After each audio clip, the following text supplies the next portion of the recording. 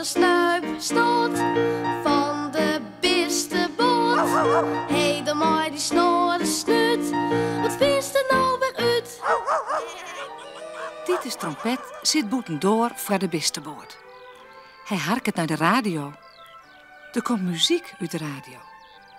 Muziek van violen en trompetten en van een piano.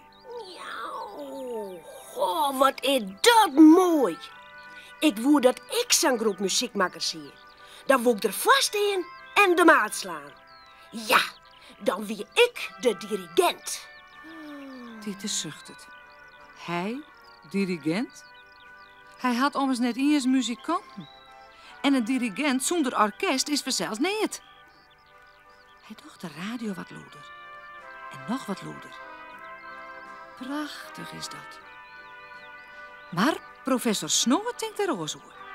Hij draaft de beste boord uit, maar de kniepoorten voor de eren. Net salut, Titus. Zet dat ding uit. De hele beste boord, die scoort het ervan, man. Mijn uitvinding is ook al heel qua dom.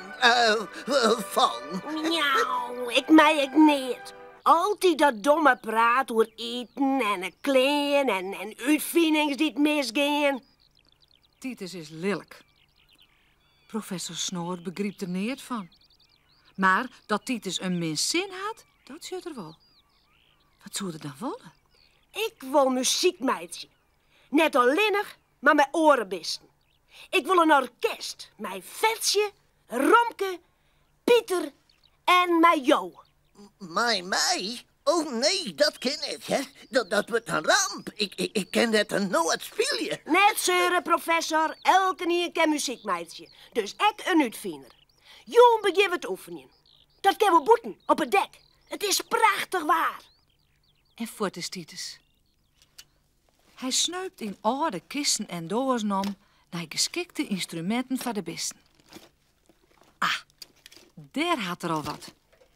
Een gitaar. Kijk wat voor Romke de Mol. Recien. Miauw, wat had ik nog meer? Vetsje Vieterke vast wel een roffel op het drumstel, ja. Pieter Patat, wat zal ik hem jaan? Titus weet al wat. Hij helpt een oud pannen en een sleef uit de keuken. En maar de sleef slaat er op een pannen. Wat een muziek. Nou met alleen professor Snoort nog een instrument ha. Dat valt net daar. Miauw, wat een gedoch. Zal ik de professor fluit spelen, Litte?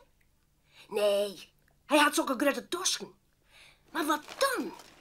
In één zitten de violen aan de morgen hingen. Miauw, dat is het. De professor met violen spelen. Die jong zitten alle bisten op het dek. Maar de muziekinstrumenten. Romke met zijn gitaar. Vetsje achter het drumstel. Pieter met de pannen en de sleef. En de professor met de violen. Titus had een deftige zwarte jas aan en zwaait met een stokje. Binnen de muzikanten kleer. 1, 2, 3, los! Wat is dat? Maar het bleef stil. Deer stil. Titus had het eerst net eens in de gaten. Zo drok had er het maar het slaan van de maat. In een houd erop. Wel alle noorden in het jiskevet. Waarom speel je hem net? Wat moeten we spelen? Dat heeft toch net zijn, Titus? Du hast gelijk, Pieter. Nou, speel je maar wat. Dan kan ik zien wat je hem kennen. 1, 2, 3, los! Het is net om aan te jaren. Vetsje slaat zijn hut als ze kin op het drumstel. Ze is heel dol uit de maat. Romke raamt wat op een snaren van de gitaar om. En Pieter slaagt zijn hut op een pannen dat de sleef haast breekt. Maar het mooiste docht de professor het. Hij had de violen ondersteboven vast en stek de striekstok haast in de wastergatten. Het liek het wel dat er een kot jankt. Salut maakt het er. Stop! Stop! Ik heb wel gek worden voor je. Niet eren doch het er zeer van. Dit jet mal. Hoe was dit vierde jet?